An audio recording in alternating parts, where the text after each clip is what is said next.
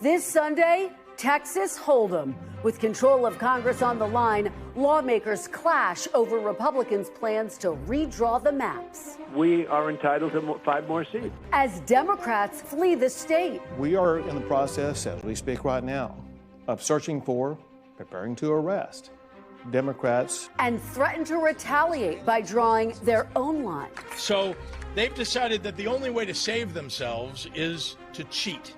I'll talk exclusively to Democratic Governor J.B. Pritzker of Illinois. Plus, Russian reset. As his Ukraine ceasefire deadline passes, President Trump tries to reboot Russian relations with an in-person high-stakes meeting that could see shifting borders. We're going to get some back. We're going to get some switched. There'll be some swapping of territories to the betterment of both. But will he punish Russia for refusing to end the war? I'll talk to Republican Senator Lindsey Graham. And political payback? The Justice Department targets top Democrats, including former Obama administration officials. I'll talk to former Attorney General Eric Holder.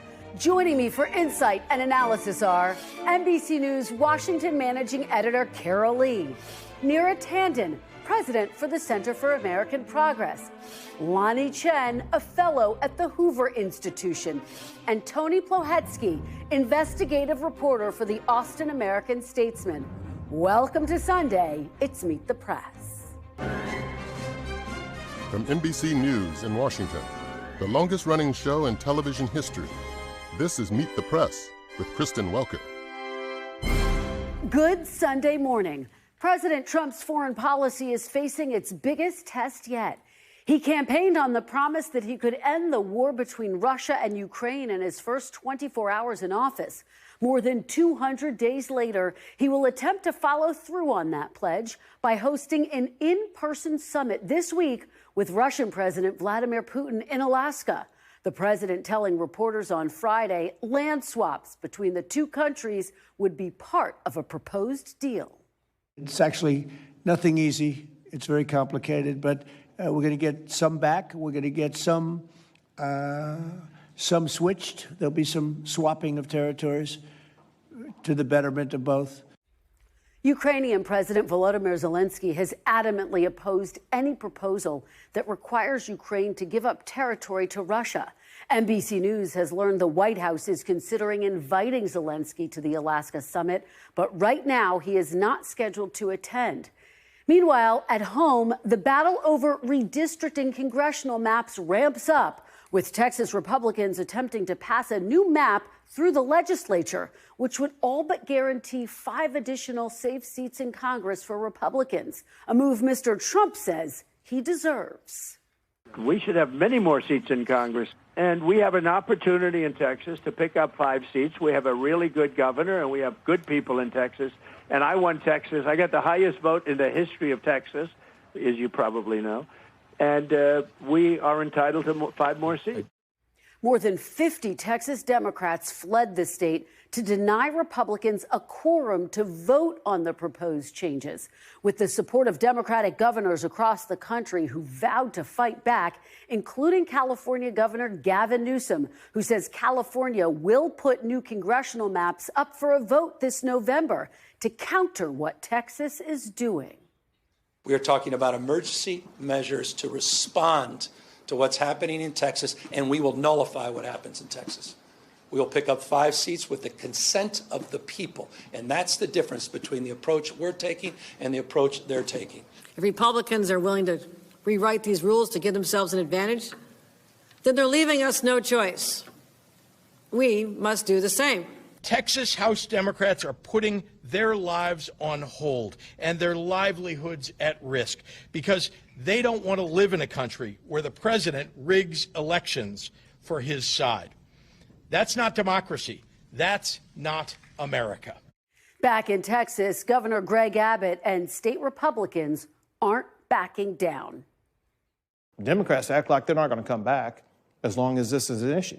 That means they're not going to come back until like 2027 or 2028, because I'm going to call special session after special session after special session with these same agenda items on there. On Saturday, I spoke with Democratic Governor J.B. Pritzker of Illinois, who is hosting many of those Texas Democrats in his state. Joining me now is the Democratic Governor of Illinois, J.B. Pritzker. Governor Pritzker, welcome back to Meet the Press. Great to see you, Kristen. Well, it is great to have you here after a very big week. Your state is housing some of the Democrats who fled Texas to block redistricting there. Senator John Cornyn says the FBI granted his request to help track them down. And Texas Governor Greg Abbott says they are preparing to arrest those Democrats. What would you do if law enforcement officials tried to arrest Texas lawmakers in your state, Governor? Well, first of all, Texas law does not apply in the state of Illinois, and there's no federal law that would allow the FBI to arrest anybody that's here visiting our state. So it's a lot of grandstanding. That's what this is all about. And so John Cornyn, who's trying to run for re-election, apparently losing to an even more extreme MAGA Republican, Ken Paxton, trying to get some headlines for himself. And Greg Abbott, of course, has been a disaster for the country as he sent people across the country on his quest to change the immigration discussion. And of course, we had 50,000 migrants that were sent to the state of Illinois because of him. So what I can tell you is that the Texas Democrats that are here are welcome. We're providing them a safe haven, a place for them to visit and stay. Breaking quorum because they're heroes that are standing up not just for their own constituents and for the people of Texas and their rights, but also for the rights of people all across the country. Because what Greg Abbott is doing and what Donald Trump is attempting to do is to cheat. Mid-decade here, this is they're attempting to change the map. They know that they're going to lose in 2026, the Congress, and so they're trying to steal seats.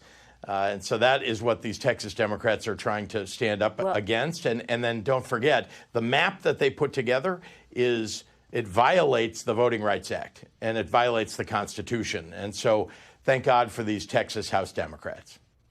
Well, let's talk about the issue at hand here. Texas Republicans being urged by President Trump, as you just said, are pushing this mid-decade redistricting plan. Their goal is to add as many as 5 GOP seats. In response to Democrats like yourself are thinking of drawing your own maps to boost seats in blue states. Take a listen to what Texas Governor Greg Abbott told my colleague Ryan Chandler about that. Take a look. What's your message to governors like Newsom, Hochul, Pritzker, who have said they will retaliate if Texas does this? They have no capability. They've already gerrymandered their states in ways in which they don't have hardly any Republican members of Congress. Look at the map of Illinois. It's drawn in such a way that they can't even squeeze out another Republican. It's a joke. What's your response to Governor Abbott? Well, Governor Abbott is the joke. He's the one who is attempting mid-decade here at a time when, frankly, all of us are concerned about the future of democracy. He's literally helping whittle it away and licking the boots of his leader, Donald Trump. Here in Illinois, we followed the law. We provided a map and passed a map that follows the Voting Rights Act and the Constitution and the laws of the state of Illinois. He's attempting to thwart federal law and take away 5 seats that are in the hands of black, brown, minority congresspeople and the people that they represent. He's taking those votes away. He's violating the Constitution. And all of us need to stand up and speak out and make sure that it's understood across the country that what they're trying to do in Texas is illegal. Well, Governor, it might be illegal. It's not unprecedented, though, or it might be rare, I should say. But Texas actually tried to redraw districts mid-decade before in 2003, and the U.S. Supreme Court actually upheld the map in that case with the exception of one district. So the argument that Abbott is making is it's not illegal, though they are doing it certainly in an off year. But I do want to look at the map of Illinois. Let's take a look at this. Despite President Trump winning 44% of the statewide vote in 2024, Republicans hold only 3 of Illinois' 17 districts. These districts seem to be designed to maximize Democratic advantage What do you say to those who argue that it's hypocritical for you to criticize Texas for partisanship when your state also drew maps to boost your party's standing? Well, remember that what Texas is trying to do is, again, violate the Voting Rights Act. We didn't. We held public hearings, legislative hearings. People attended them. They spoke out.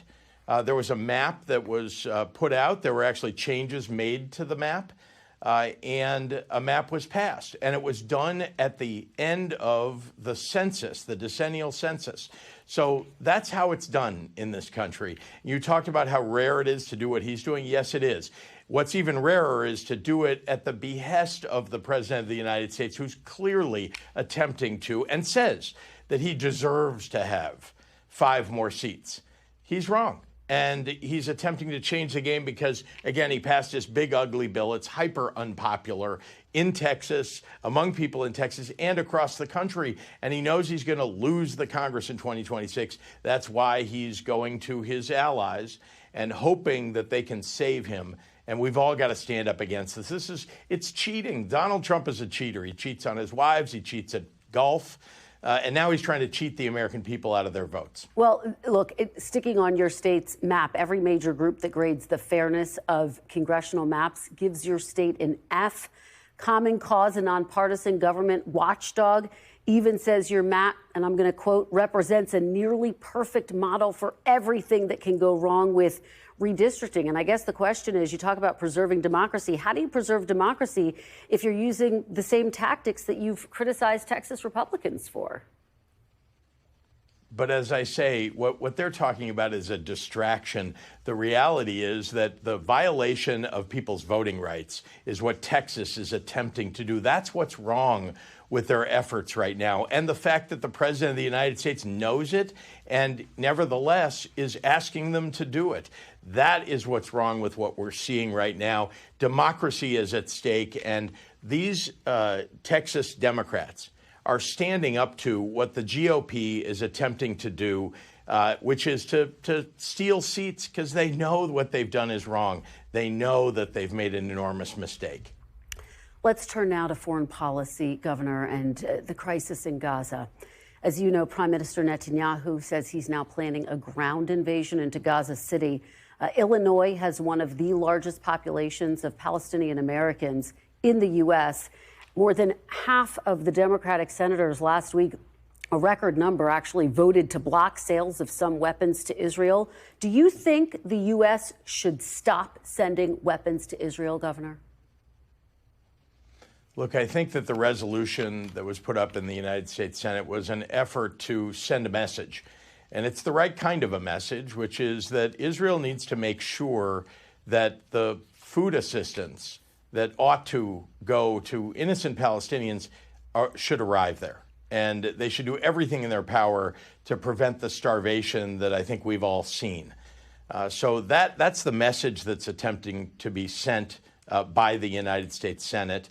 I believe it's very important for us not only to protect those who are innocent on both sides of that border, making sure that Israelis and Palestinians are protected, but also to make sure that we're seeing the return of the hostages, that Israel is allowed to stand up to terrorists like Hamas, but not allowed to target or have ill effect as best they can on the innocent people of Gaza. So that I think is what's going on right now. We've all got to stand up and make sure that the innocent are protected. All right. Well, I want to talk about the future now of your party. You're one of the leaders of the Democratic Party. You are also a billionaire. Some in your party are openly questioning whether billionaires such as yourself should exist at all, Governor. Just listen to what Zohran Mamdani, New York City's Democratic nominee for mayor, told me recently. Take a look. Do you think that billionaires have a right to exist? I don't think that we should have billionaires because, frankly, it is so much money in a moment of such inequality. Governor, is that the kind of message that Democrats should be embracing? Look, how much money you have doesn't determine what your values are. And I'm a Democrat because I believe that everyone deserves health care. I'm a Democrat because I believe we've got to fund education and have a free public education available to every kid in this country. I'm a Democrat because I believe that we've got to stand up for our democracy and against the MAGA Republicans who are literally trying to take away people's rights all across this country. So it does not matter what your income level is. What matters is what your values are, and that's what makes me a Democrat. Well, there is a big debate right now inside the Democratic Party about how exactly to counter Trump and counter Republicans. Here's what you said at a fundraiser in New Hampshire a little bit earlier on this year. Take a listen. These Republicans cannot know a moment of peace. They have to understand that we will fight their cruelty with every megaphone and microphone that we have. We must castigate them on the soapbox and then punish them at the ballot box. Now, you're running for a third term as governor in your state. How can you guarantee that and voters that you will govern everyone and not just Democrats? Because I've demonstrated that during my time in office already. You know, people forgot in years past, Republicans, we had more Republicans holding the governor's office over the last 40 years than we had Democrats. And they forgot about Southern Illinois and Central Illinois and about areas of the state that where there are more Republicans than Democrats. I did not. I have made sure that we've invested in education and infrastructure, that we've created jobs in those areas of the state. We need more people that are willing to reach across the aisle and do the right thing when they're in office. Look, we have tough elections, Democrats and Republicans fighting one another. But after the election is over, when you're actually governing, you got to govern for all the people of your state. And that's what I've done for the last 6.5 years and look forward to doing for another 4. All right, Governor, very quickly before I let you go, do you rule out a run for president in 2028? I'm focused on running for re-election as governor of the state of Illinois, and everything that I do really is focused on lifting up the people of my state. But you don't rule it out, Governor? Yes or no?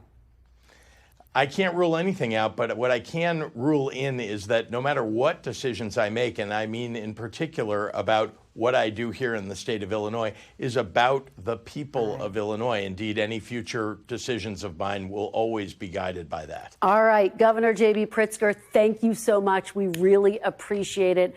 Coming up next, Republican Senator Lindsey Graham of South Carolina joins me next.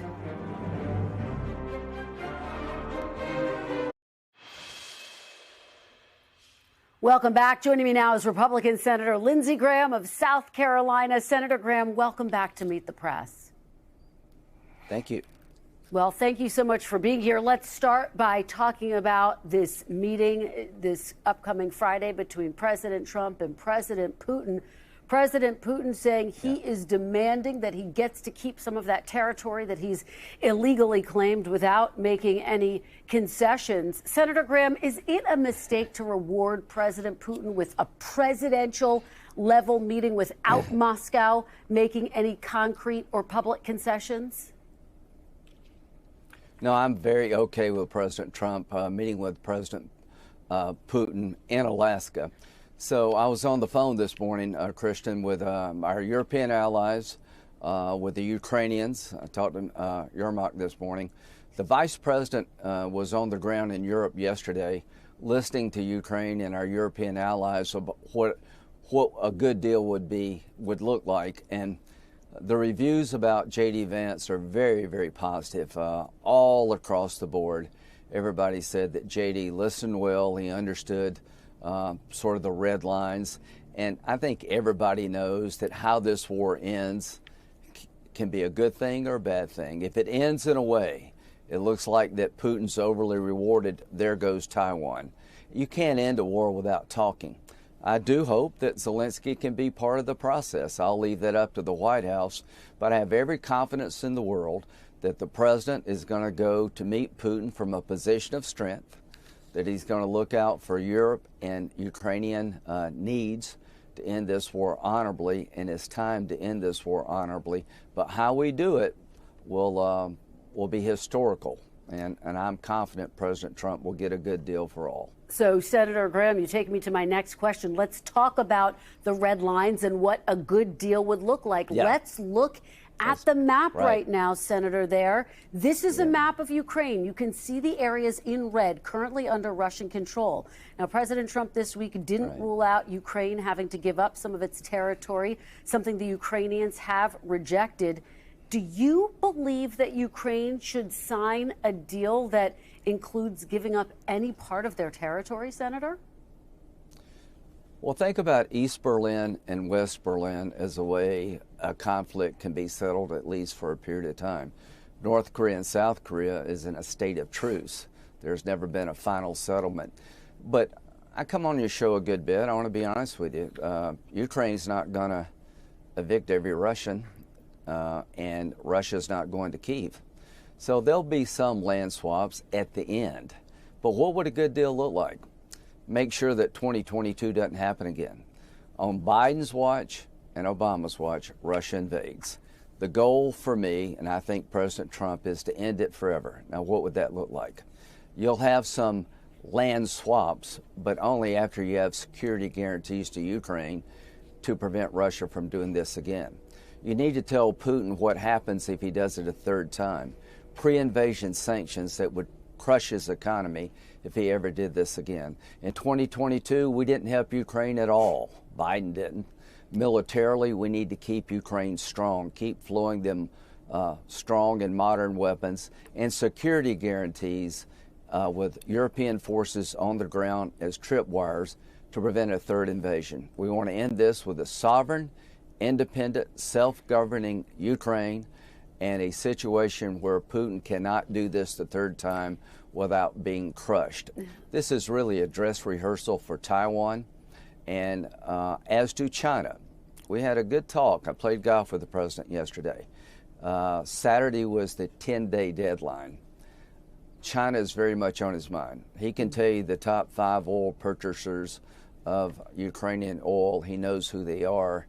And if this doesn't end well with Putin, everybody buying Russian oil and keeping his war machine going in Russia, you're going to pay a heavy price like India.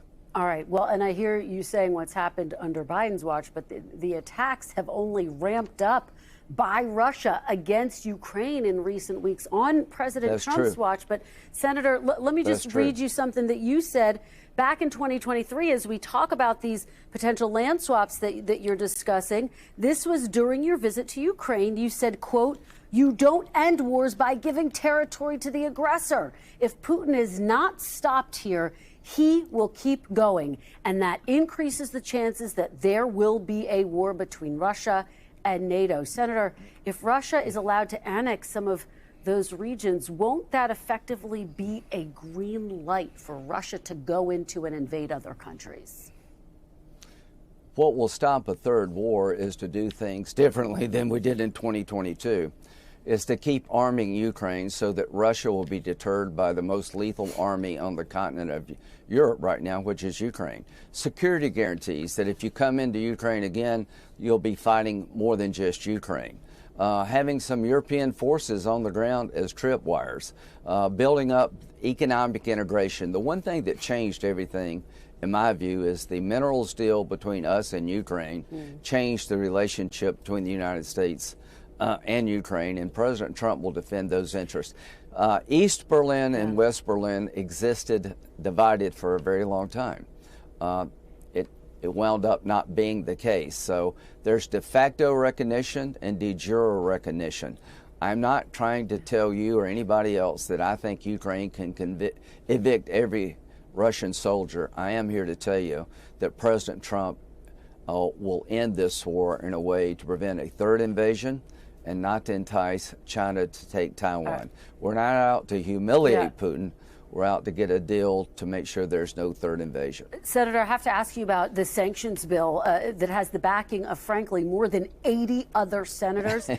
You have been putting 85. off. Okay, there you go. You've been putting off bringing it to the floor for more than 4 months now. If this summit does not produce a ceasefire agreement, will you commit to bringing that bill to the floor? I talked to the president about the bill. I think it will help him in court. His tariff policy is being challenged in court.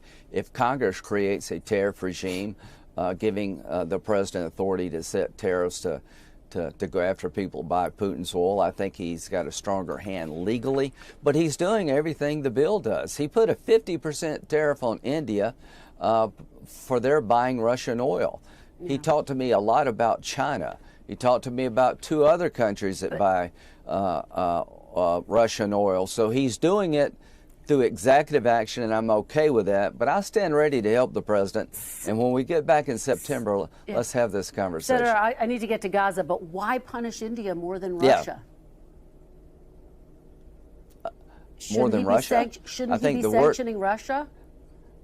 Well, the one thing I can tell you, Putin could give a damn about sanctions. He evades them. He could give a damn about how many Russians die. The one thing that he can't tolerate and live with if we go after his customers. Yeah. The whole goal is to crush his customers, India and China and Brazil, that if you keep buying Putin's oil and prop up his war machine, you will be denied access to our economy. This is a new strategy. Trump is all in terms of going after Putin's customers if we can't end this well. Without oil and gas revenue, Russia collapses. Senator, I have to ask you about another issue that you are very focused on, the war in Gaza.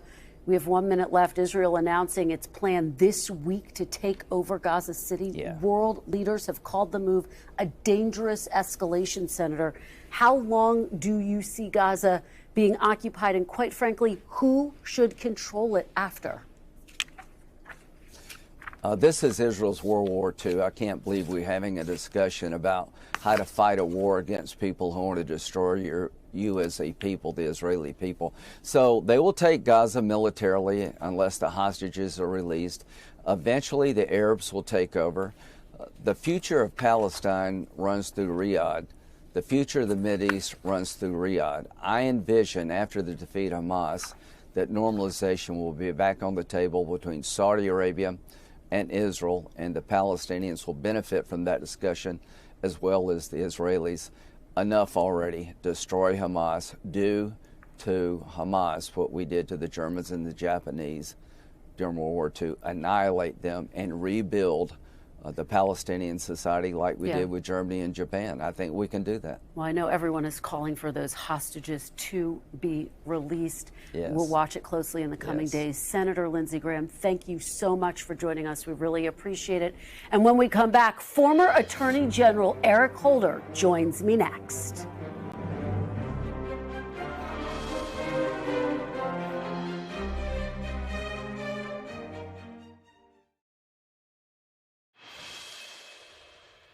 Welcome back. Joining me now is former U.S. Attorney General under President Obama, Eric Holder. Mr. Holder, welcome back to Meet the Press.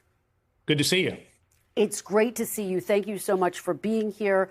I want to start off by asking you this morning, the homepage of the group you lead, the National Democratic Redistricting Committee, says, quote, "There is no off-season in redistricting. Gerrymandering poses a critical threat to our democracy." But now you're arguing that Democrats are going to have to use gerrymandering, quote, in order to save our democracy. So let me ask you, how can gerrymandering both be a threat to democracy and also the way to save it?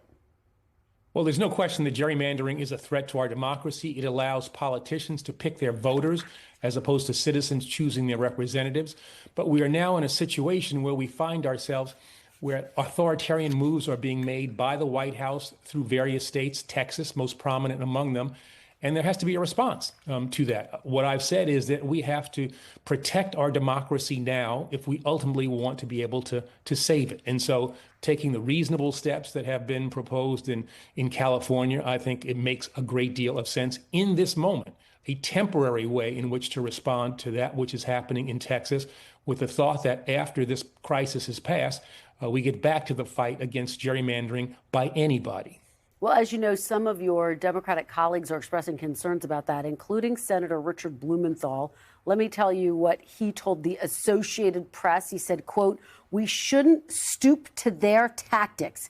It's an ideal that we have accurate and fair representation. We can't abandon it just because Republicans try to manipulate and distort it." Do Democrats run the risk of undermining the public's trust in our electoral systems by using the same tactics that you're criticizing Republicans for using?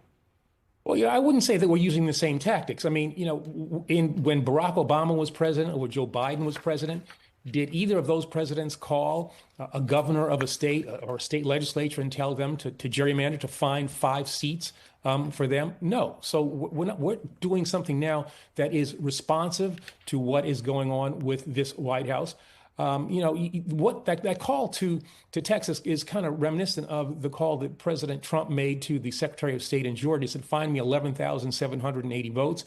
He calls Texas now and says, well, find me 5 seats so that we can save the House in 2026, in spite of the fact that my poll ratings are down, in spite of the fact that this big, beautiful budget bill is wildly unpopular, in spite of the fact that we've taken health care away from people, given tax breaks to billionaires. So I think we're talking about 2 fundamentally different things.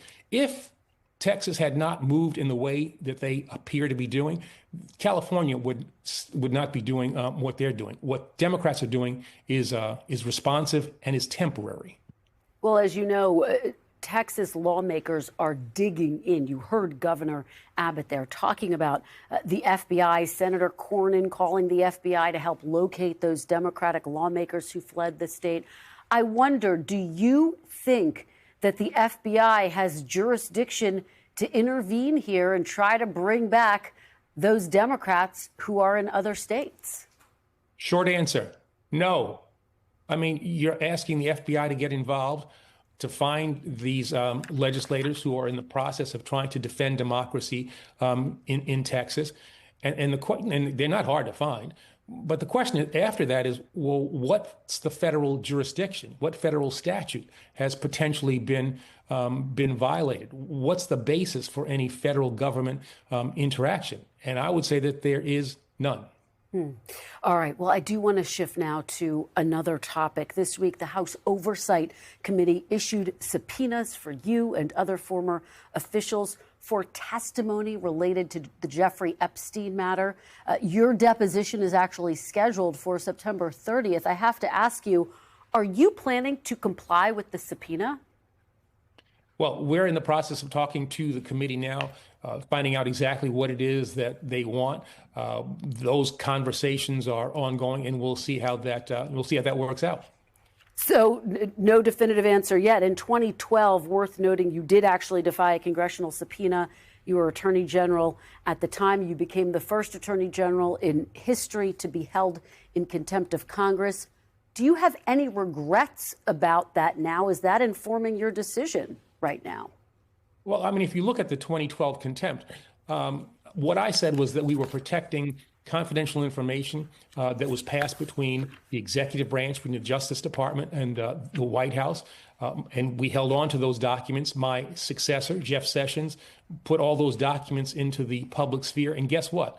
It showed that what I was trying to protect was in fact reflected in those documents, which was executive branch communications. So, that informs me that if there's a principle, you stand up for that principle. And if there is an inappropriate congressional action, well, they do what they have to do. But as I said, we're in the process of trying to talk to them to determine what, if anything, I can help them with concerning the subject matter of the subpoena. Let me ask you now more broadly about the FBI and DOJ. President Trump has launched investigations into many of his perceived political foes, including former President Barack Obama, New York Attorney General Letitia James, Democratic Senator Adam Schiff. I'm naming just a few of the people.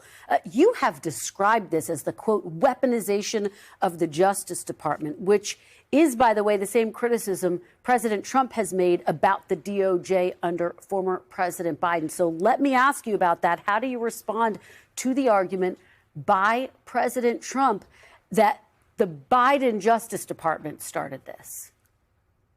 Well, I think that's just totally inconsistent with the facts. There was a predicate for all of the things, a basis for the investigations, the moves that the Justice Department did. I would ask, those who are in the Justice Department now, those who are in the White House now, because they are married, they're joined at the hip in ways that we've not seen before, where the White House is essentially telling the Justice Department what to do with regard to its investigatory power. What, in fact, is the predicate that you are looking at? What's the basis for the investigation when you're talking about Senator Schiff, Attorney General James? Certainly, it's absurd, this notion of looking at President Obama with regard to the actions that he supposedly took. There's simply no factual basis to these investigations. Mr. Attorney General, 1 minute left. You have said this moment is a constitutional crisis. If you believe that, do you believe there's a way forward and a way out of this moment? Yeah, I think the way forward is through the American people. There are no saviors. The cavalry is not coming. This is up to the American people to participate in the process, obviously through the ballot box, through making their opinions known, by not supporting candidates who will stand for the kinds of things that we're seeing in Texas right now, where they're trying to cheat people of their constitutional rights, their most valuable asset, which is the right to vote.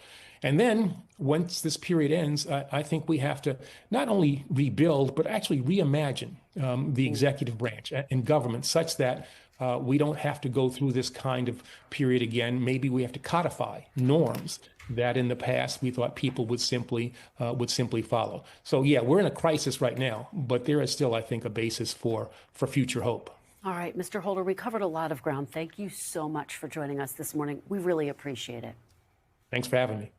When we come back, the Voting Rights Act turned 60 this week. As new threats emerge for voter protections, our Meet the Press Minute is next.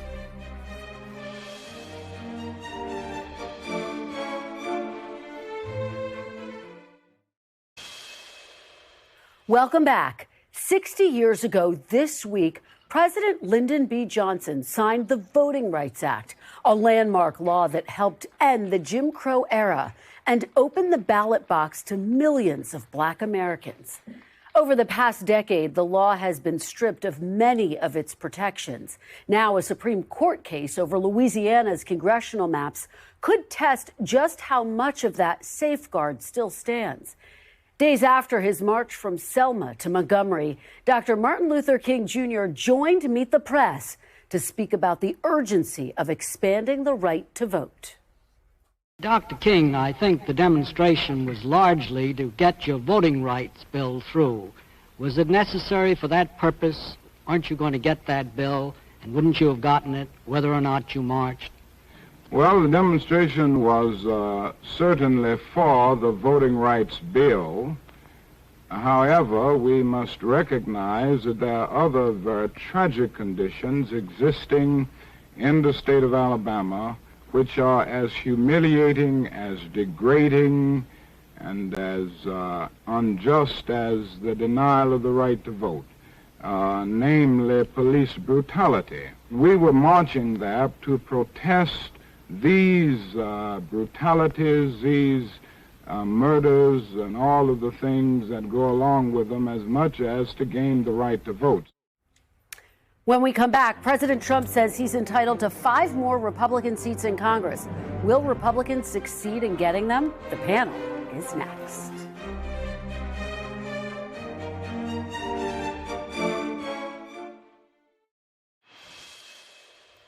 Welcome back. The panel is here. NBC News Washington managing editor Kara Lee, Tony Plohetski, investigative reporter for the Austin American-Statesman, CEO and president of the Center for American Progress, Neera Tanden, and Lanhee Chen, a fellow at the Hoover Institution. Thanks to all of you for being here. Kara Lee, let me start with you. The flashpoint right now in the midterms is this big battle over redistricting in Texas. What are you hearing? Where is this going to go? Look, I think the thing to focus on is how much this is spreading across the country and the long-term implications for that. So you have Democrats who are trying to overcome hurdles that they put in place to try to get more seats in Democratic states. You have the White House looking at states beyond Texas that are Republican to get additional seats. And President Trump's just getting warmed up. He's only going to intensify his focus on the midterms, on trying to keep Democrats from taking control of the House and dominating the rest of his term with investigations. And so the question is, you know, in terms of implications for elections beyond 2026, does this work for the party that's most successful with this? Or is there a price to pay from voters who might look at this and say, you know what, like that is just power grabbing and I don't like it? Yeah, I think it's a great way to frame it. Tony, first of all, thank you for coming in from Austin. Yeah, thank you. How is this playing out on the ground? You're in the front lines of this. Texas Democrats have been resolute from day one. They left 1 week ago today and headed to suburban Chicago, that they are staying out of state until at least August 19th. That is a significant date because it is the last day of the special session that was called by Governor Greg Abbott with this priority. But at the same time, we are also seeing what those Democrats describe as increasingly heavy-handed efforts by Republicans to try to get them back to the state, including lawsuits filed by the governor, by the attorney general, with the state Supreme Court to try to get them back. And we've even seen other punitive measures, including, for example, a reduction of their budgets by 30%, which may have an inability for them to, for example, pay their staffers. Hardball tactics, Neera, and the question looming over all of this for Democrats. Talked about it with both guests today, Governor Pritzker as well as former Attorney General Eric Holder. Could this in some way backfire on Democrats or erode the public's trust overall? How do you see it, and what are people saying inside Democratic circles? Well, I think really the vast majority of Democrats recognize the simple fact, which is as the generic ballot goes to Democrats, plus 5% in one poll last week, as you're seeing actually more people identify with the Democratic Party, a sharp turn from last year, and as you see in these special elections where Democrats are averaging over performance of 15 points, the White House has decided to go get 5 seats for Donald Trump. And fundamentally, I think almost every Democrat I talk to believes that what Trump is really trying to do is to alter the votes, rig the game so that he's not accountable to the public. And that's what democracy is about, elections in which people are accountable. And so I think every Democrat I talk to is really focused on how to ensure that this doesn't happen. You know, I mean, Governor Newsom is saying, I will only redistrict if Texas redistricts. And that's what we want, a system where essentially Democrats are responding. But if Texas stands down, other states stand down too. What about that argument, Lanhee, and the argument we heard from Governor Pritzker that this is all because Republicans feel vulnerable running on the Trump agenda in the midterms? First of all, I think the concept of mid-cycle redistricting is a problem. And what probably needs to happen is Congress needs to address this by saying you can't do mid-cycle redistricting. There's actually a Republican-sponsored bill that would do that. I think that's the first answer. But beyond that, there is a critical difference between what's happening in Texas and what Governor Newsom's proposing in California, what some other states are looking at, which is that in California, to redistrict, you actually have to override 2 citizen-passed initiatives that are constitutional amendments to the California Constitution to engage in this sort of partisan redistricting mid-cycle. So it's very different to look at the Texas situation and draw an analogy to California. It's just fundamentally different. So you'd have to override the will of the voters as twice expressed in the California Constitution to do it. But that's why Governor Newsom is asking for a ballot proposition. I mean, he's asking not to override the process, to say, by the way, can we just take one time? Can we just do a one-time thing where we ignore the California Constitution but it's through a ballot. Make this happen? It will be the will of the voters either way. That's the big difference with Texas, right? California, Governor Newsom is doing a ballot proposition, leaving it up to the voters whether there's a redistrict. Governor Abbott is basically at Trump's direction, doing it all through himself. I think California is way more Democratic than Texas. All right, Tony, button this up for us. How does this end, do you think? The Democrats who left the state have known from day one that they can't stay away from their homes, their lives, their families, their businesses forever. Ultimately, they are resigned to the fact that they will have to go back. We know that the governor has said he is going to continue to call these special sessions. But a win for them, in their minds, has been the ability to put a national spotlight on this issue. A bright red spotlight that they say has now opened this conversation nationally. And so for them, they consider that a success. All right. Well, we continue to track all of that. And the foreign policy front, Carol Lee, you have some new reporting in terms of what the White House is thinking, potentially open to inviting President Zelensky to that summit next Friday? That's right. They're considering inviting President Zelensky. Nothing has been decided. And, but it is a recognition by some administration officials that in order for a Putin-Trump summit is just not enough to show really meaningful progress in getting toward an end to the war. And so having Zelensky there, even if it's just a Trump meeting afterwards, would, in their view, lend some legitimacy to a process that has Europeans concerned, Ukrainians concerned, some U.S. officials concerned. We're told that there's a counterproposal from the Europeans that is going to President Trump. You heard Senator Graham tell you that, this could end in a good way or a bad way. He encouraged the White House to include President Zelensky in this process. And hanging over all of this is just how serious Vladimir Putin is. This summit itself, him meeting with the president in the United States, is a win for him. He hasn't been in the United States since 2015. The risk for President Trump is he does this and he gets nothing out of it. What about that? What about the risk for President Trump in giving Putin this reward on the front end? Well, yeah, I think the challenge here is obviously that you have President Trump's already said he wants to bring an end to this crisis. The challenge is that it is going to be very difficult to get there without there being some significant set of concessions. And, the challenge, I think, ultimately will be, can the president continue to maintain his position without coming down harder on President Putin? Can he do it in a way that basically says, look, we want to broker peace? Well, Zelensky's got to be at the table to make that happen. So Zelensky at the table, is he going to be able to do it in all? There's a lot of different equities that the president's going to have to bring together to make this work well. And I think it's going to be a massive challenge, probably the biggest foreign policy challenge that the president's faced. Neera, we are hearing skepticism from European allies of the United States, certainly skepticism from Ukrainians, and then skepticism from Democrats as well about the fact that Putin's coming into this saying, I want to be able to keep the land I've illegally taken. Well, let's just recognize that this is coming after months and months of Donald Trump drawing a line, asking for a ceasefire, pushing a ceasefire. That's ignored by Putin.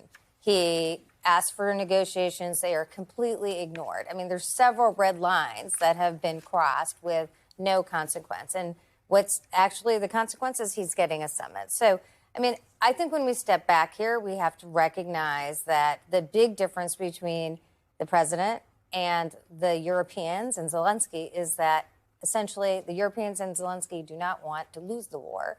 And it does seem that Donald Trump is managing a loss. And I think that is a deep concern. Obviously, we need to have a peace deal. But the whole idea that we're already talking about land swaps seems to me a terrible way to negotiate a deal. All right. Well, we continue to watch it very closely. Thank you all for being here for a great conversation. That is all for today. Thank you for watching. We'll be back next week because if it's Sunday, it's Meet the Press.